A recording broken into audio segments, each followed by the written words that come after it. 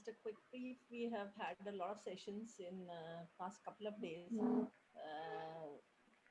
So we have had sessions starting from the ideation side to the business side to the planning side, financial, costing, legal. We have one on legal as well in the past. Scaling up, funding opportunities, and today we have with us you. You'll be speaking today. So good afternoon, everyone. The participants here.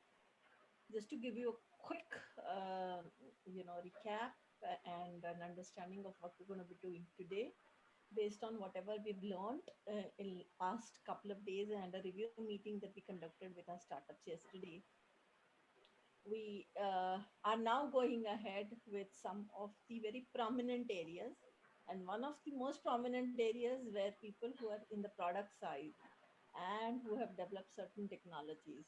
The most important thing that people ponder upon is the IPR, and intellectual property is something that people have little understanding of. They're really scared of what this whole term is all about. Some who know about it still want to swim through the waters to understand how to sail through, especially when it is to do with an enterprise. So the questions that arise in people's mind is, once I develop an intellectual property, how do I go ahead in terms of commercialization? In fact, just to give you an understanding, Kunal, at the university also, we do a lot of work in this particular space where we try and promote people who come out with excellent ideas, the ideas that have commercial values. And then we also have a policy in place in terms of defining what happens and how can this transfer of the technology happen from an individual or from an organization or institution to the commercial venture. So I'm sure startups have a lot of questions in this regard in terms of commercialization space. Typically, with the researchers, we've seen that they are only happy to go and register an IPR, and that's it, and that's the end of the story. But startup ecosystem or incubation centers start from the point where you actually apply for a patent, and how do we ensure that it gets into the commercial space so that people start using whatever is invented. Kunal, I would request you to go ahead with your talk today, and then we'll take question and answers towards the end of the session. Over to you, Kunal. Sure, sure. Thank you. Thank you for the background and thank you for the Just before I invitation. forget, we have yesterday I have already introduced you. We have a very young, dynamic 27-year-old Kunal Sirpal with us, who's a company secretary, an investor, a very, very sharp individual that I've come across who has great understanding of business and understands the legal aspects as much as he understands the business side. So over to you, Kunal. Thank you. So over the past, I'll dive right in. Over the past couple of years, I have moved and transitioned from being a hardcore corporate lawyer into IP. And nowadays, I only deal with companies who are inventive. And the first clarity I would like all the participants to have here is intellectual property as a concept, as a registration, as a commercialization is only for inventive ventures and not for innovative ventures. Now, let me specify what is the main difference between inventive and innovative. Is inventive is when you discover something from the scratch, whereas innovative is when you build on something existing.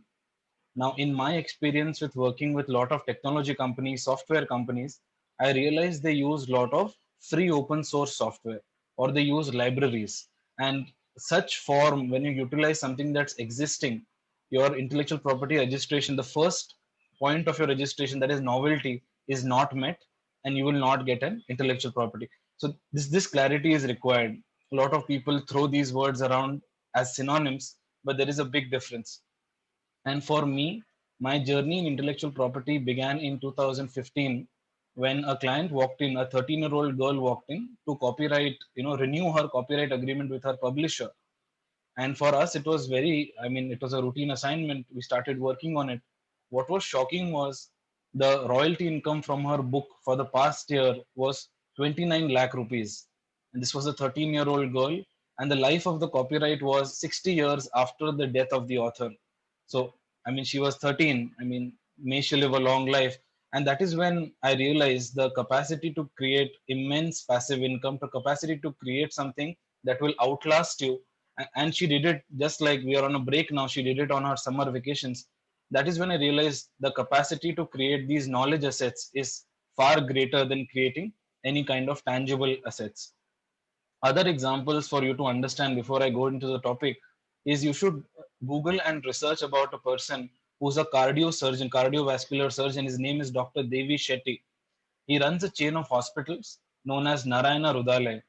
Now, what is interesting about Mr. Devi Shetty is he charges. If can you guess the amount he charges for a bypass surgery or an that kind of a angioplasty? It is shocking that he charges 10 rupees. So this it might come across as that he's doing charity or if he's a social venture, but that's not the case. He's a profitable company. He has a lot of branches. Now, to understand how his model works, I need to take you back to Ford company, Ford Motors. What Ford does is it had, the founder of Ford, Henry Ford, was known as the father of something. A lot of people think he was known as the father of automobiles or cars, but that's not the right answer. He was actually known as the father of the assembly line system. And what Ford did very smartly is they patented the assembly line system, and till date they license it out to all other car manufacturers. And therefore, it is very interesting to note that when you see the balance sheet of Ford Motors, you will see they don't earn their primary revenue through the sale of cars, but through the licensing of this patent. And similarly, Mr. Devi Shetty also, rather than going one by one and doing the surgery, he bought a huge hall in Mangalore somewhere, asked people who wanted bypass surgery to lie down horizontally one after the other, and the doctors, just like they make assembly line, car making, they applied assembly line heart surgery. So one doctor gave anesthesia, moved on, gave anesthesia. The other person did an incision, and that way, that earlier in 3 hours they did one surgery, now in 3 hours they did 15. What is again interesting is they license this technique to other hospitals across the world, some of them as large as John Hopkins, who pay Dr. Devi Shetty's company a royalty every time they use it. So what I'm trying to say here is all of us are in either product services or a hybrid of both of them, but very few of us think of creating something like this, that a process or a business model that can survive without the founders or the team itself. And there are multiple examples like this. And in India especially, since we work with a lot of Europeans and we can file patents all over, the difference I've seen in our Indian clients versus abroad is here the culture of IP is not very strong, purely because people treat it as a CV item. Dr. Apurva rightly said that most people stop when they apply for a patent or a copyright. People don't know what to do after that. Whereas if you go to the European countries or even Dubai or America, you will see that is just step one. There is a process of technology transfer. There is a process of proper IP litigation so as to commercialize it. I will speak about this. Before this, there is an interesting case from Pune also that all of you should know. We had Dr. Vaidya who used to practice into homeopathic medicine and was very famous. At the peak of his career, he saw around 400 to 500 patients. He was invited by the king in UAE to treat one of his wives. And when he went there, the condition imposed upon him was that you have to treat my wife, but you cannot touch her because our culture does not allow anybody other than the husband to touch our wives. And Dr. Vaidya, I mean, such a brilliant man, they tied a small thread around the wife's hand, and through the knot of the thread could understand her pulse. But like I said, we do not have a culture of IP protection nor IP commercialization. That is why he took this traditional knowledge with him to the grave, and it just died with him. Uh, it is also pertinent to understand where IP really works in India among us, and it is working especially in the film industry and in the music industry, and not really in the tech. I'll tell you why. In the in films or in artistic creations like music and songs and jingles, we have a company like T Series, which is acting nothing but as a collection agent. So, I mean, for all of you, I'll give you an example. I'm A.R. Rahman and I create a very beautiful song. Now, how, I mean, to commercialize or to make money of this song, I need to track where this song is being played. Now, if I'm a music genius, is my job to make music or to keep tracking that, okay, Pune University, there is a festival going on and my song is being played? It's very difficult. So, therefore, I give out the rights to collect royalty to a company like T Series, which does a beautiful job of collecting the revenue from all these infringers. And we need to set up a person like T Series in all industries so that people who have intellectual property give their rights to collect, and T Series does that on behalf of them. Some people who do this internationally very well are people like Walt Disney. That is why you will notice the song Happy Birthday to You, which we sing on our birthdays, is never played in any music or any movie, because Walt Disney has a condition that if you want to play Happy Birthday to You, you have to pay $1,000 to the company for every minute of its play. So it's very interesting how IP has evolved. And it's not that it's very new in India, it's going on since a long time. It is just that people don't talk about it as often as one should. So the primary four areas of IP, there are more than 10 areas, but the primary four areas go into, say, you trademark. What do you trademark? You trademark some mark that distinguishes your trade or your business from somebody else. It can be your name, it can be your tagline, it can be your jingle, it can be a combination of this. So some mark that distinguishes you. Now, what's interesting is nowadays we have aroma marks. Aroma marks is when I enter a certain restaurant and there is a certain aroma that hits me, even that is trademarked. There are sound marks where you can ready, a certain sound, the Britannia, the bell can be registered as well. So that's about trademarks. Coming the second category, which is most important, is the copyrights category. And especially for all the software and tech startups here in India, we treat software, that is the code or the algorithm, as a software copyright item, not a software patent item. And this is a flaw in my opinion, where the entire world treats algorithm as a patent. In India, we treat it as a copyright. So that distinction is there. Of course, a copyright is for anything that can be copied, reproduced, or distributed. A movie, sound recording, a painting, a sculpture, all these are copyrightable items. The next major category is patents. Now, a lot of us, what we do is whenever we want to understand something, we Google it. And Google does not always show the relevant result. Google shows the most popular result. And therefore, we are always confused. In India, please understand, we don't have these multiple categories of patents like a design patent or a utility patent. These are all US concepts. In India, we just have two major kinds of patents. One is product and the other is process. And therefore, you have to identify where do you fit. And please understand, this is a clarity you need, that a single product or a single item or a single process can have a multiple intellectual property registrations. To give you an example, if you are making, if you're a software company, right from the name of the product to how it executes itself to the business model, these can be three different intellectual properties. Similarly, when you make a car, if you're a Volkswagen, you make a new car, everything, a car typically has close to 300 to 400 patents. A phone, when you invent, typically has about 100 to 150 patents, because it's not just the shape or the button placement or where the flash is or how it vibrates. It's a combination of all of this. So a single thing can have a multiple IP usage. Now, I mean, on a very basic level, why is intellectual property called property? It is a simple reason. It satisfies all conditions of property.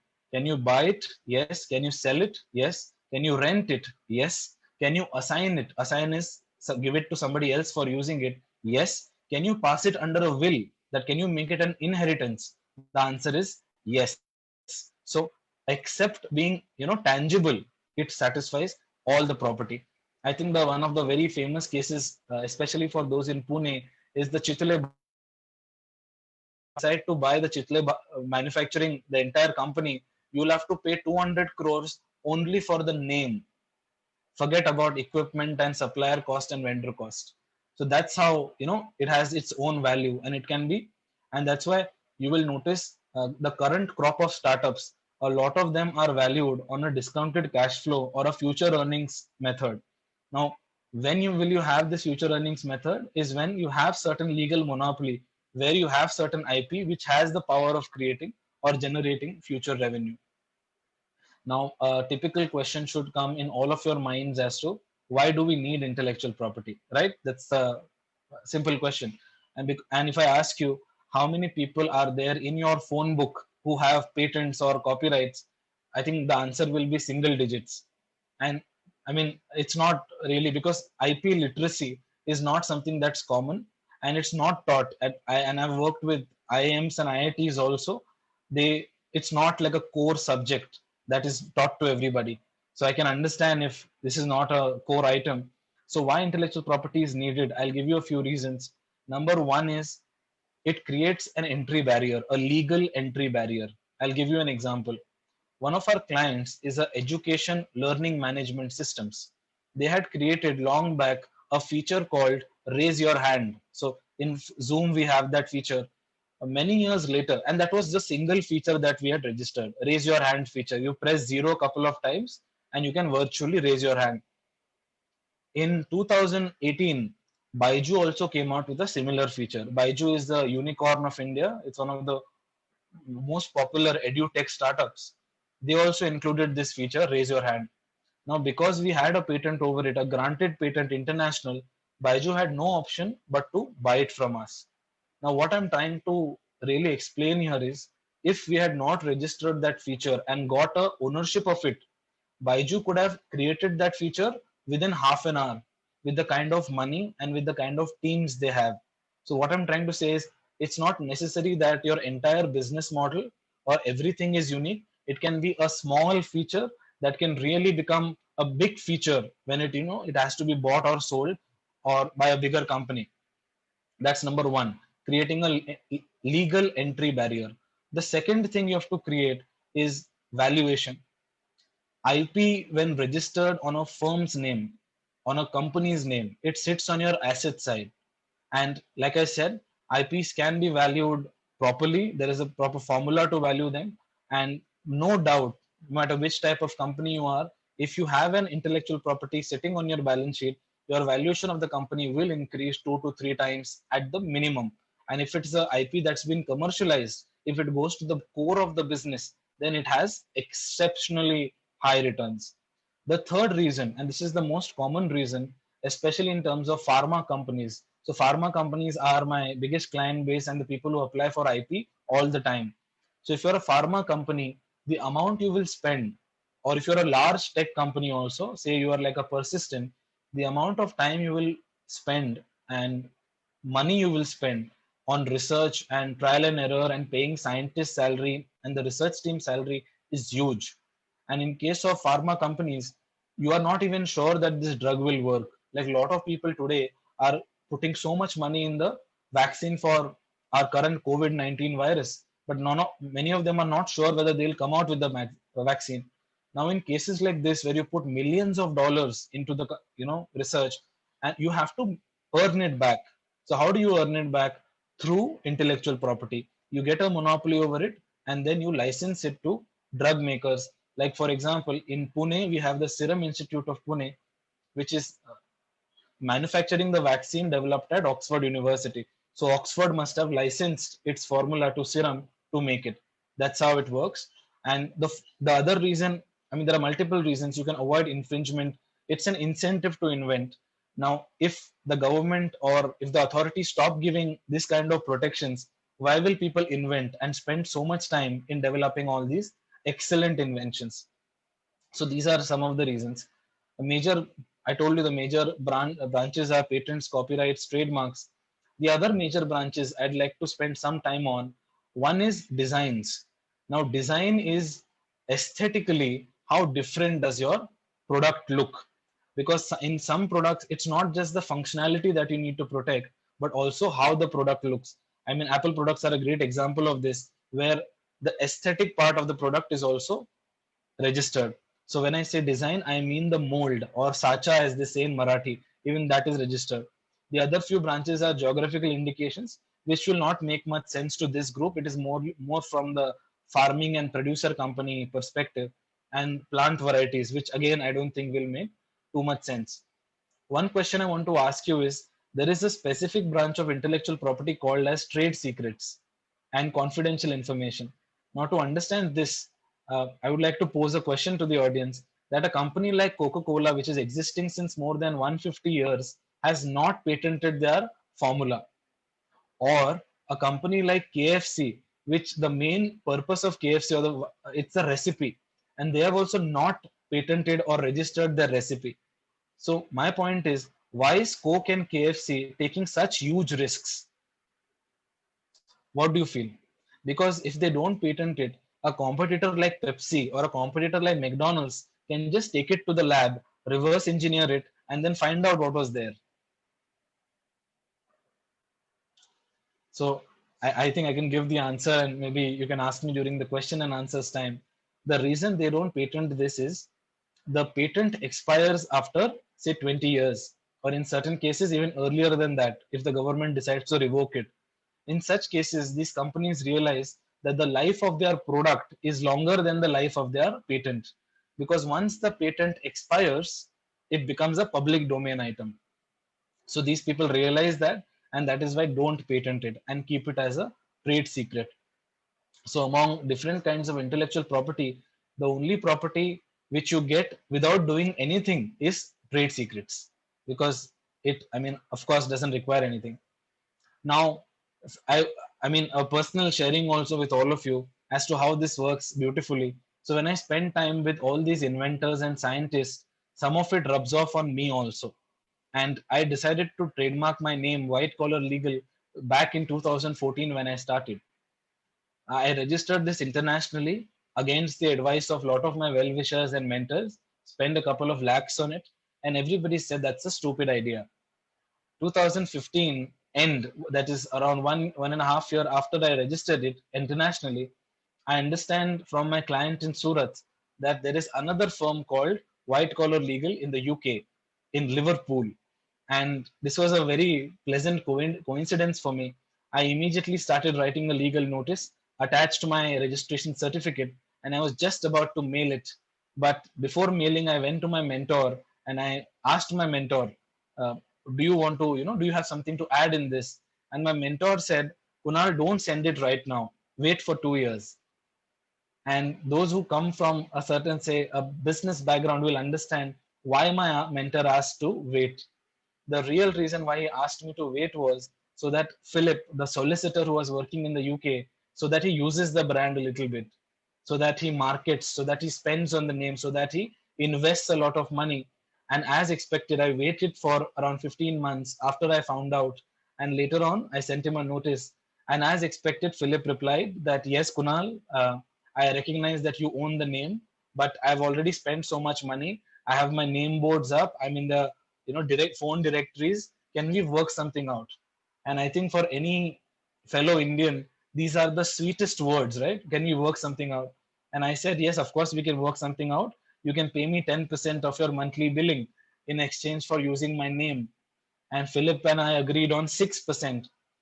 So, friends, what I'm trying to say is, we are making 6% of his firm every month in order to use his name. And this is going to be valid for 20 years, and I will keep renewing it. So, it will be for a long, long time. What I'm trying to say is, he bills in pounds. And I always make a lighter comment that whenever I pray to God, I always tell God that, I don't need your blessings and your, wishes. Please give it to Philip, because if he does well, I automatically do well. And therefore, this kind of a passive arrangement is something I wish for all of you. Another client of mine who wrote, Mr. Vandit Kumar, his father Ved Pal was a writer. He wrote the Nirma jingle long back. And that jingle, if you notice, has not been changed. Karsan Bhai Patel started it, and today it's still the same. I mean, there's no change. What was interesting is, that time he did not sell the jingle for a lump sum amount, but he worked on a royalty deal. He said, every year you pay me 5,000 rupees for the jingle and add 10% to it. so that it increases every year. Today the amount is in lakhs, and since they have not changed it, since they are still using it, they have to still pay Mr. Vandit Kumar's family. I think monthly it works out to some 3 to 5 lakh rupees. So a jingle written in 1965 is fetching these kinds of amounts. The point I'm trying to drive through these two examples is it's very important to structure your IP deal very nicely. Otherwise, if you see Lata Mangeshkar today who's going through a financial crisis, that's because she sold her songs to people like R.D. Burman and others for a lump sum amount, and the value of money declines. But do we listen to her songs today? The answer is yes. Well, so I think she should have got into a licensing agreement, just like Michael Jackson, whose songs we still listen to today, and who's still one of the top 3 richest celebrities, even though he's dead since almost 10 years. So it's amazing how IP works. Coming to some very important features all of you need to know about IP. I mean, these are very core understandings. The first feature is IP is not a positive right, it is a negative right. Let me give you, I mean, you should understand this through an example. It is like buying a piece of land. How do you use that piece of land without touching that piece of land? The answer is a little funny. You use that, you enjoy that piece of land by not allowing others to enjoy it. I hope you understand this. Similarly, IP is also like that. It's not like a driving license, that when you get a driving license, you get a right to drive, or when you get a passport, you get a right to travel. IP is not like that. Just because you have a copyright or a patent does not mean that money will start flowing to you. It means once you have a copyright, you have a negative right. You can stop others from infringing, from copying. So it is very necessary that there is some infringer when it comes to your intellectual property. If nobody is copying it, I mean, you can't do anything. It is just a piece of paper hanging on the wall, which also means that IP is not for small players. It is a big player game. I'll give you an example. If you are, Chetan Bhagat and you've written many books, there is a roadside vendor who's selling your books. You can't send a copyright notice to him. You will have to send a notice to people like, say, Crossword or Landmark or big players. So IP does not, it's a B2B game. It does not work from usually for B2C. So it's a big fish game. So that's, I think, one of the major things you need to understand, that it's a negative, not a positive, right? You need to work and you need to constantly keep your ears to the ground to find out, who's using it, who's trying to unauthorized using it. The other thing, an example that comes to my mind here is uh, long back, a very famous chain in Pune, PNG, had approached us. Saurabh was a very good friend, Gadgil. So Saurabh had asked us to register the Maharaja Har, which they make for the Dagdu Shet Ganpati every year. And since they are a big company, they had multiple consultants with them. All of them said, yes, we should register. We were the only company, and especially I told them that I think Saurabh, we should not register this. Uh, I mean, can you guess why did I advise against registering? The answer is very simple. Whenever, if we registered the Maharaja Har and there is a jeweler in Rajasthan who's copying it, or a jeweler in Chennai who's copying it, how can we keep a track of it? It's very difficult. And therefore, I told him, if we can't monetize, if we can't track our people who are infringing it, there is no point in registering it. And therefore, you have to begin with the end in mind and go for an intellectual property registration only if you are going to, have a commercial output out of it. Otherwise, it's just, I mean, exercise in futility. The second thing you have to understand about IP as a fundamental principle is all kind of IP is jurisdictional. When you register a patent in India, it only covers the borders of India. If a manufacturer in China takes it and makes mass production out of it at a cheaper cost, you cannot stop him. So I usually recommend that if you're a product company, if you come out with a product, you should register it in hard manufacturing basis like China, like Texas, and many other manufacturing hubs. Because if somebody comes and takes a picture of your product, they will just mass produce at a very low cost and completely drive you out of the business. So you have to be very strategic when it comes to choosing the area where you register your intellectual property. I'll give you one funny example here also. One of my clients is into fairness creams, Emami, they come with men's fairness creams. They told me, Kunal, we want to register this formula, the process patent, how the formula is made into internationally. And again, they had a lot of lawyers, a lot of law firms. Everybody said, yes, you should go for it. I, on the other hand, advised we should not register it internationally. Now, why do you think I advise them against registering intellectual property internationally, their fairness claim? The answer is very simple. People in the US, people in the UK, people in Russia, people in Canada, will they ever use a fairness claim? The answer is no. And therefore, you needed to register this product in companies where we are dark skinned people, or maybe want to get fair. So places like India, Sri Lanka, Pakistan, I hope you understand. And therefore, it's very important that you choose your countries very smartly. Of course, there is an international registration also where you cover the entire world. And this is especially useful for companies which are software companies, because I personally believe that technology has no geographical barrier. It can be used anywhere. A company like Uber or Oyo can be used. So you should, if you're a tech company especially, please register all your intellectual property internationally. What is the funny part here is, or not funny but interesting part here is, the cost of registering it in India versus registering it in internationally is almost same. There's a nominal difference of a few thousand rupees, and you can sit here in India and do it. So why not? So that's the second principle you need to understand, is choosing the jurisdiction properly.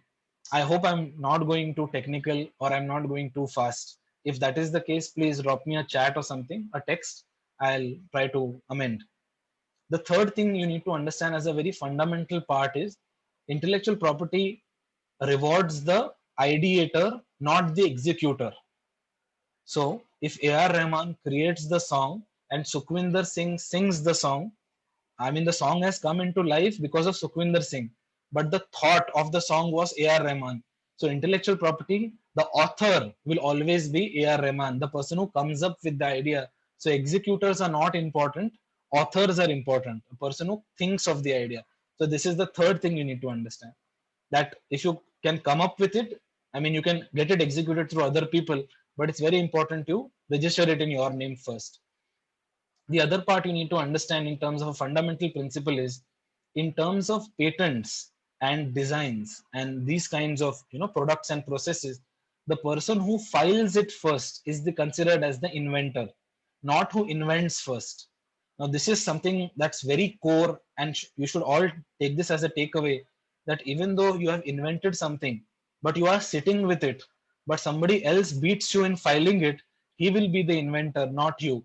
This is in case of patents, designs, and so on. It is the first filer. But in cases of trademarks and in cases of copyrights, it is the first user that gets the trademark or the copyright, because you have to just show that you are the prior user and you are okay. You need, so usually in trademarks and copyrights, you need not have a registration in place to really own it. If you can show prior use, it will come to you. Now this is again something that's extremely important for all of you to understand. The next fundamental principle that you need to know is the logic of classes. Now this is interesting. People think that IP is like a blanket registration, but it's not the case. If I ask you this question, that can we make Bisleri shoes, right? Bisleri water is very famous by Parle. Can I make a company called Bisleri shoes? The answer is yes, because Bisleri water comes under a certain class, but shoes comes under a different class. So what I'm trying to tell you is, intellectual property works on a class basis. Whenever you get a registration, you get it for that particular class. And therefore, it's very important that when you register, the classes are correct. So if you're a health tech company, you need to be in the technology class and the health services class. If you miss either of them, it's a big problem. So you have to be very smart in choosing your classes very well. If you even miss a single one, the competitor can take a advantage out of it. The next fundamental principle you need to understand is, you need not have a prototype to register your intellectual property. And I think this is beautiful, because most of the people usually who are non-tech background, for example, a person like me who's a commerce or a law background, I can come out with ideas, but I don't know how to execute them. I don't have the software competence or the engineering competence.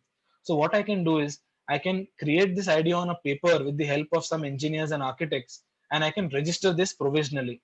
And what I can do in the meantime, I can always sell it to somebody who wants to make it, and something of that sort. Because what the government allows is, on a provisional level, you only need to tell us two things: what the idea is and how it works. That's it. And within 1 year of provisional registration, you need to create the prototype. So that 1 year's time is for you to either make the actual invention or to sell it to somebody else. Now that's very interesting, and people use this provisional in a very beautiful way. There have been so many deals I've been a part of where the actual intellectual property was never created, but it changed hands. And because it changed hands so beautifully, it made a lot of money for the people involved. I'll give you one example in terms of how biopics work. Most of us love biopics, right? Mary Kom, Bhag Milka Bhag, and all this. So typically, how it works is, say I am Karan Johar watching Mary Kom fighting the World Championships. I will send my team from Dharma Productions to her house, and I will buy the rights to make her biopic. How much did I pay Mary Kom to buy the rights? I paid her 25 lakh rupees. Now Mary Kom is an athlete, so she doesn't really care and know about negotiation. So she was very happy that 25 lakh rupees I got. Now, Karan Johar, I never had the intention of making the movie. I call up my friend Siddharth Roy Kapoor at UTV and I tell him, I have the script. Do you want to make the movie? When Siddharth says yes, I sell him the script for 100 crores. Now, this is interesting because, and Siddharth makes the movies, he makes 1500 crores. Priyanka Chopra, who played the role of Mary Kom, earned 6 crores, whereas actual Mary Kom earned 25 lakh rupees. So what I'm trying to say is, IP changes hands, and as it changes hands, it gets a value of its own. The person who registers IP and the person who creates IP can be two different people altogether. So that has to be extremely important. One thing that, again, which is very interesting in terms of a fundamental concept is, it has to be something that's new, it has to be something that's non-obvious, and it has to be something that's it can be universal in terms of mass application. If you can follow that kind of a routine while creating, it's amazing. And please understand, all kinds of IP have a term. It will expire one day, and there is a renewal period also. So you need to, of course, renew it before it expires, because I know your competitors and the lawyers are sitting with their cursor marks right on the renewal button on the 12th midnight when it is going to expire.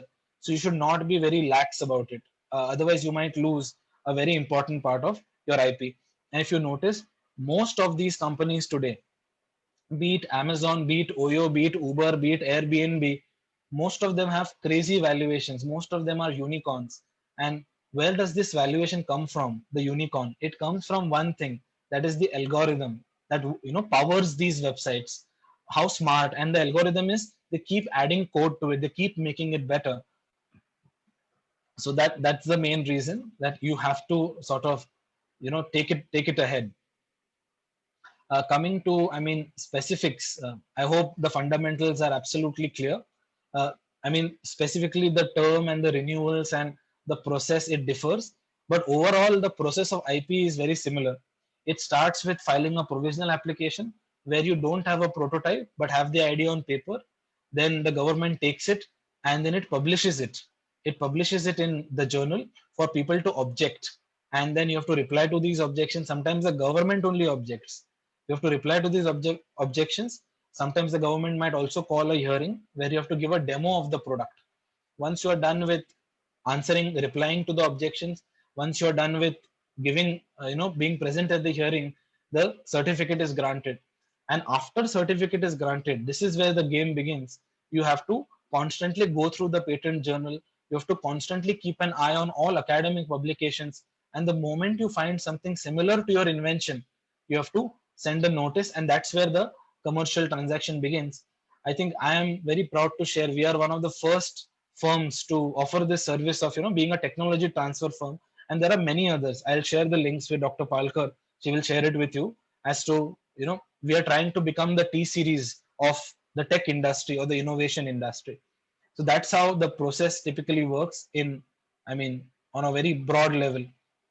One thing all of you also need to understand: people who are coming out with inventions that are for the mass good, for public benefit, is the government in larger public interest can remove your patent at any time. So suppose I am a company like Cipla and I come out with a drug for coronavirus, and because I've spent so much money on research, I price the drug at 2000 rupees per tablet. Now you and I can maybe buy it, but what about the people who are in the marginalized section? So what the government will do is, till the epidemic is active and till the public health emergency is there, it can remove your patent and make it generic. It can make it open for everybody, and once the epidemic is under control, it will grant back the patent to you. This exercise is known as the exercise of compulsory licensing. So yeah, the government, just like the Land Acquisition Act, where the government can acquire any land it wishes in larger public interest, in patents also, it can just take over your product anytime. So be careful, guys. If another, I mean, in terms of ownership, what you need to understand is, if you're an employee working somewhere, 100% the whatever you create when you are in employment will be the ownership of your employer. To understand this better, I request all of you to read your employment agreement and see the clause on work product. It will always say that whatever you create, it is work belonging to the company. Similarly, if you are a student, whatever you create while being a student will be the property of the university, because you're a full-time student or an employee. Now, how do you bypass this? Because this has happened in so many of my cases. So the advice I give them is, you should use your own infrastructure and you should do it on weekends when you don't have office or classes. If you can prove that you used only your infrastructure on your time, there is absolutely no need to sort of uh, you know give share your intellectual property with your university or with your employer.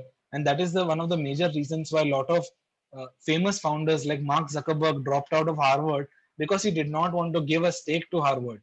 He wanted to keep Facebook to himself, and there are many such cases. Maybe on some other day, since we have less time now, somebody had asked the process of registering a trademark. It's actually very simple. You just need to search whether the name is available. And please understand, you cannot get a trademark for two types of items. One is something that has a definition.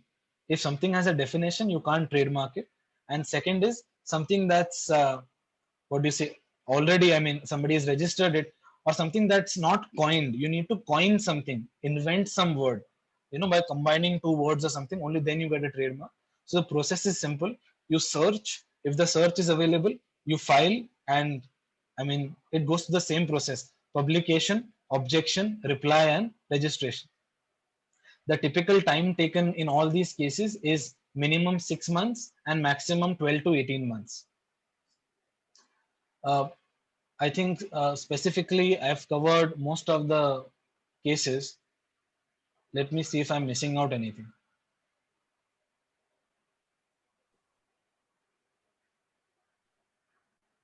So yeah, a couple of fun facts for all of you as we wind up this session is, you will notice, if I ask you which is the most innovative country in the world, what would be your answer? People usually say it is going to be the United States or Japan or Germany, but it's none of these. The most innovative country in the world is Switzerland. And there is a reason that why Switzerland is innovative. And of course, you will notice all important head offices of all important organizations are also in Switzerland. All important meetings all over the world, treaty signings, all happens in Switzerland. So there are three reasons for it. One is Switzerland never participated in any wars, so it's pretty neutral. Second is it's surrounded by mountains on all sides, so it's very difficult to attack. That's why a lot of black money around the world is also in Switzerland.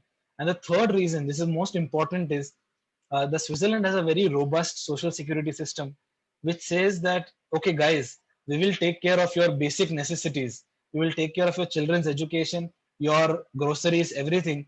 You need to focus on devoting your time to solving problems. And that's why until recently, the most innovative countries were Switzerland, Finland, basically the Scandinavian countries. But now, of course, the power is shifting to other countries. But yes, Switzerland is the most most innovative country, and there is a reason why a lot of brain drain happens in India. Brain drain is nothing but the bright minds leaving our country and settling abroad. One of the major reasons for that is our IP laws are very weak. Through our office also, most of the trademarks, copyrights, and patents we file are either European patents or European, American, US patents. The reason is in India, if you invent something, so you invent, suppose, this phone that I'm using, if competitor wants to copy it, they have a 25% tolerance. In the US and the Europe, the tolerance is 2.5%. So you understand the difference, it's very big. And why we have 25% is most of the laws that we have in India are copied laws, right? We copied a lot of laws from UK because we were a colony of the UK, and the contemporary laws or the modern laws we copied from the, what do you say, US or Europe. So when we copied the US patent law and made it into the Indian, we forgot to put the point between 2.5. And that's why India allows 25% modification. I mean, it's so tragic that this is such a big silly mistake, and because of which all our smart guys are filing intellectual property abroad. Um, if you want, I can focus on other areas of IP also, but I think I can open to questions since I was informed that this was a 1 hour session and we are almost in the last 10 minutes of it. There are already questions that they have posted there for you to answer. Maybe. 1 minute. Yeah.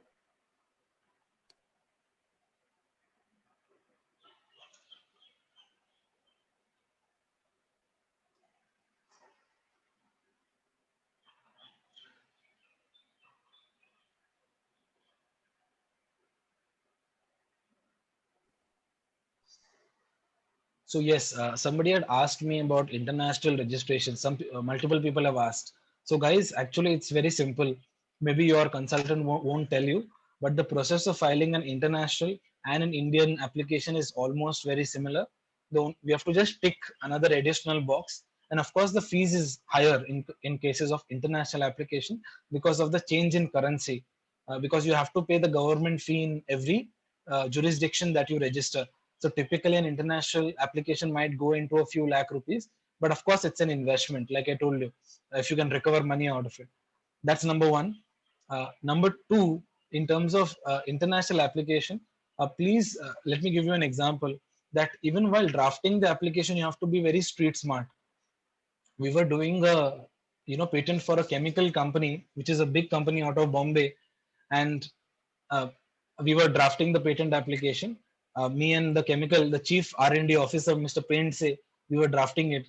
We finished drafting it. It took us almost a month to draft it. We went to the managing director for his final approval, and the managing director looked at it and told us, I think, Kunal, please add so much of zinc to it, so much of bauxite to it. And the chief scientist got very angry. He said, zinc and bauxite play absolutely no role in this invention. It adds no use, it has no utility. But then the managing director made a very good point. He said that that, I know that. Let the competition get confused. So I think that was a very smart way of drafting applications. That even though you disclose a lot of your invention, you keep the competition confused, because the way intellectual property works is you need to 100% disclose something to 100% receive protection. But there are people like them who very smartly disguise the applications. So that was the answer on international registrations.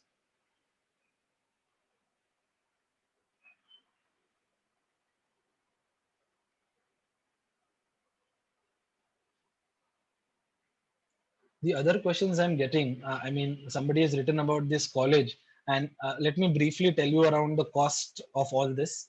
So one thing you understand, I mean, whatever type of intellectual property you go for, it's all extremely cheap. Trademark registration on a government pure fee level, excluding the lawyer's fee and everything, is under 5,000 rupees. A copyright fee is under 5,000 rupees. A patent fee is under 5,000 rupees. So what is the excessive fee that is charged by all these professionals?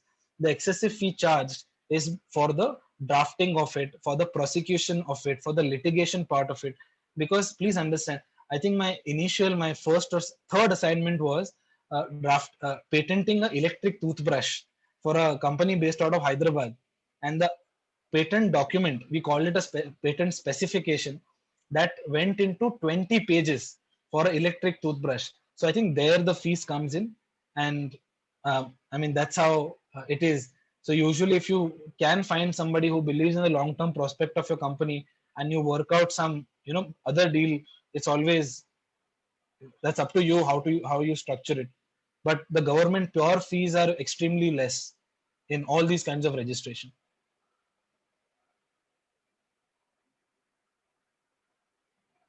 Okay, so I think some people really got excited when about the point I mentioned about the ownership of IP when you're a employee or a student. So I'll give you an example.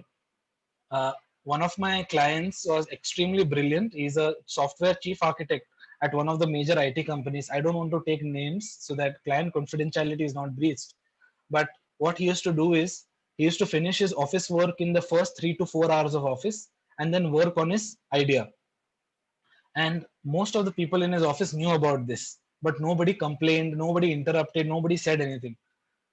After 2 years, when he finished working on his idea, he resigned from the company.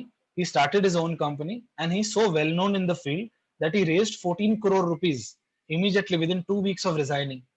The moment he raised funds, his company filed a suit against him for 50% of his patent.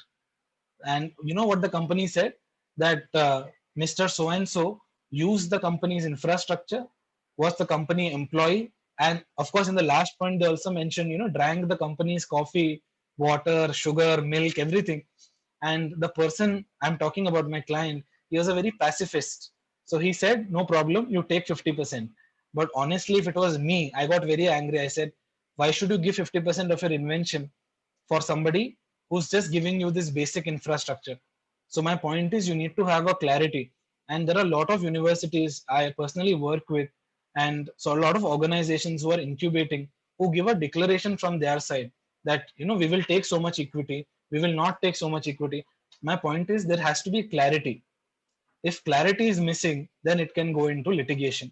And of course, it will go into litigation only if the patent has some commercial value. If you've raised money, if you have a lot of customers, you have a good turnover, only then. Just because you have a intellectual property granted, you will not get anything. I hope that answers your question.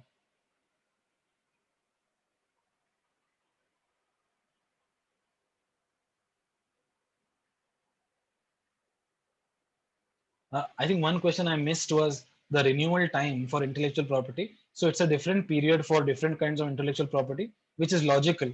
So for copyright, like I mentioned, if I register my book today, the registration will be valid from 60 years from my death. So it's a very long registration, because usually books are relevant. Books, movies are relevant for a long time. If you take a book like Wings of Fire by Dr. Kalam, it will be relevant even for our grandchildren.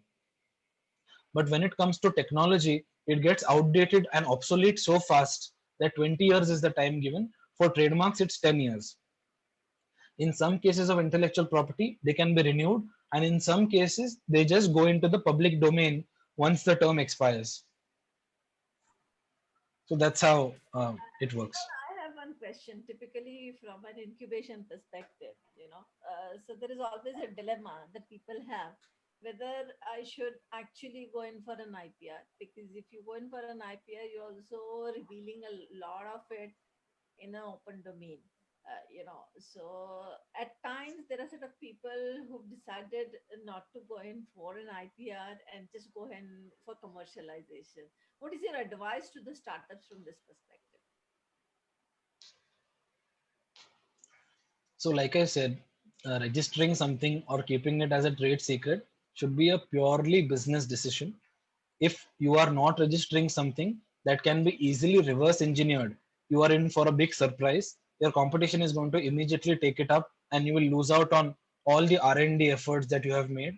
But if you are in a business which the back end cannot be easily figured out, how you do things cannot be easily figured out, like a KFC or a Coke, I think then it's more wise to not go for any kind of patenting.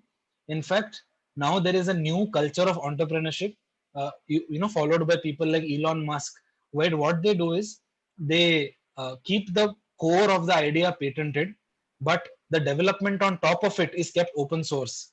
To give you an example, a concept like Hyperloop.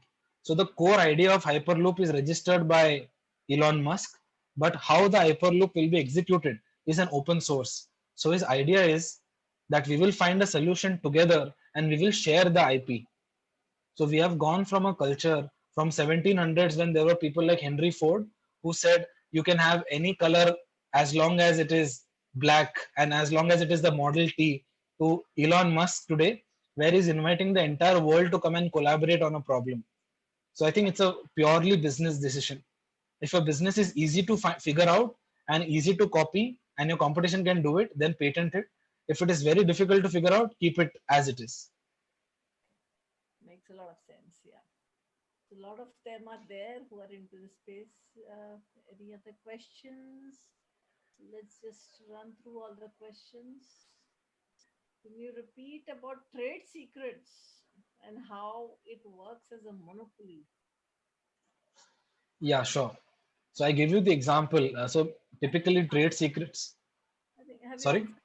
Have you answered that or no? I have answered. Yeah, I think you have done that. I don't see any more questions. Do you see any more questions unanswered?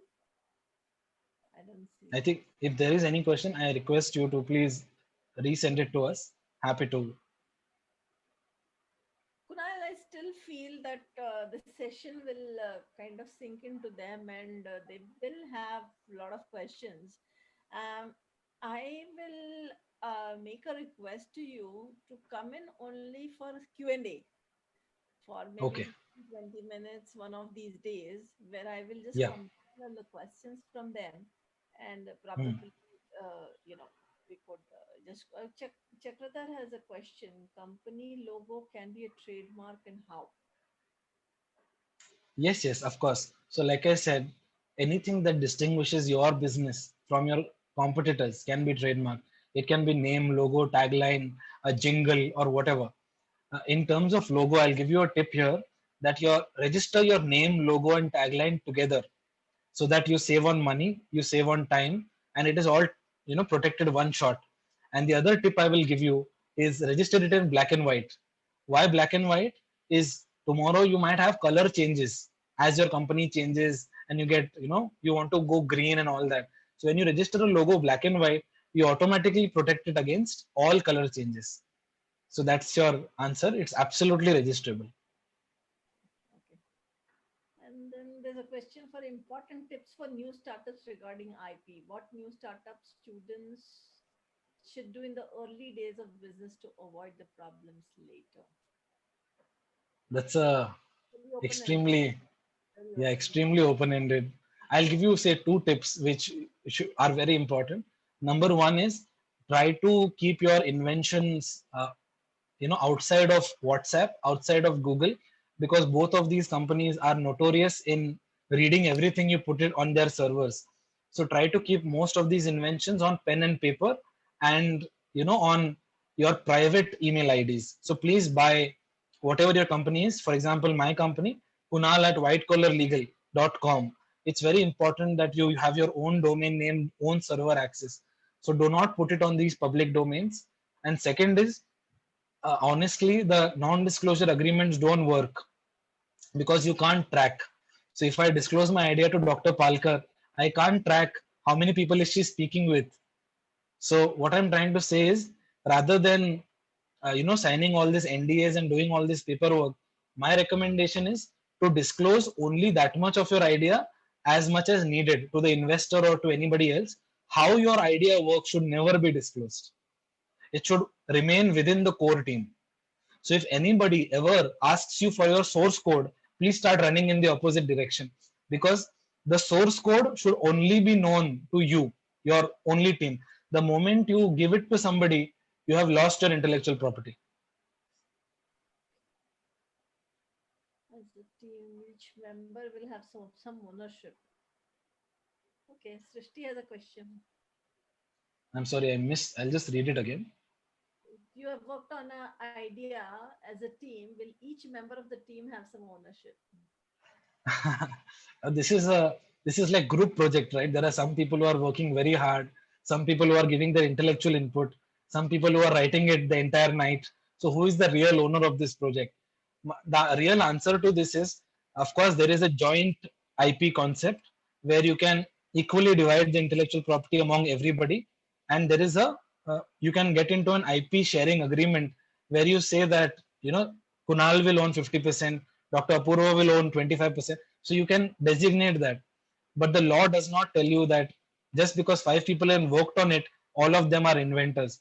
It's up to those five people to decide whom to give the IP and whom to keep out. So typically, most of my clients come from non-tech backgrounds, non-engineering backgrounds. They get all their work done through all these other agencies, and none of these agencies are never given even any IP, because in the contract only we say that whatever you are developing, you're developing for me.